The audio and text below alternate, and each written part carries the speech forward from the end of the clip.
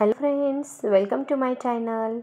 आज मी तुमच्यासाठी घेऊन आले आहे एक छोटासा निबंध किंवा भाषणाचा विषय।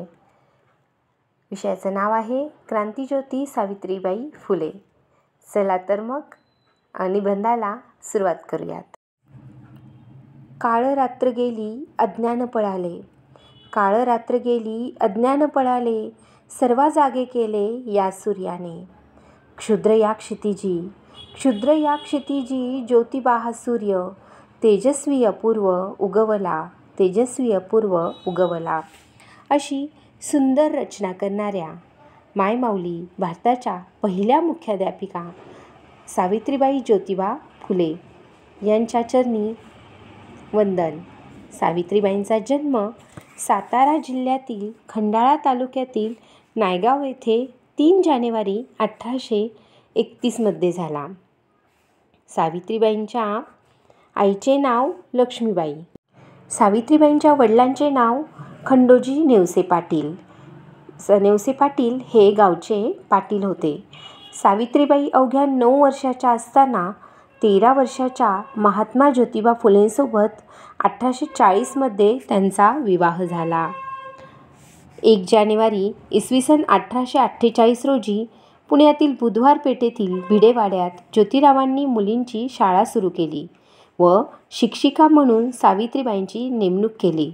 हे ऐकायला जरी सोपे वाटत असले तरी या प्रवासात सावित्रीबाईंना अनेक विरोधांचा सामना पण करावा लागला।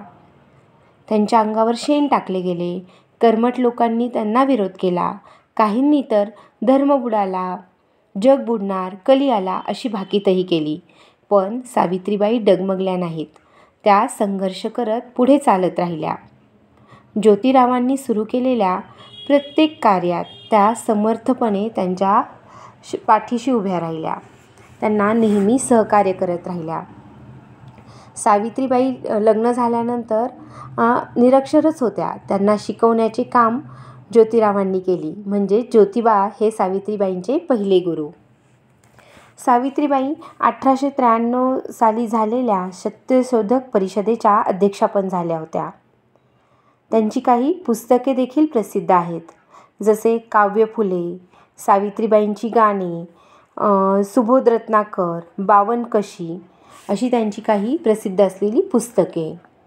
विद्या हे धन आहे रे श्रेष्ठ साऱ्या धनाहून, तिचा साठा ज्याच्यापाशी तो झाला, तो ज्ञानी मानिती जन, तिचा साठा ज्याच्यापाशी तो ज्ञानी मानिती जन। अशी सुंदर रचना करणाऱ्या सावित्रीबाई फुले खरंच क्रांतिज्योती होत्या। त्यांच्याबद्दल शेवटी एवढंच म्हणेल, उपकार अगणित तुझे आमच्यावरती, उपकार अगणित तुझे आमच्यावरती, तू घाव सोसलेस सोन्याप्रमाणे, तू घाव सोसलेस सोन्याप्रमाणे, अनपरीस होऊन आमचे जीवन सोनेरी केले, आमचे जीवन सोनेरी केले।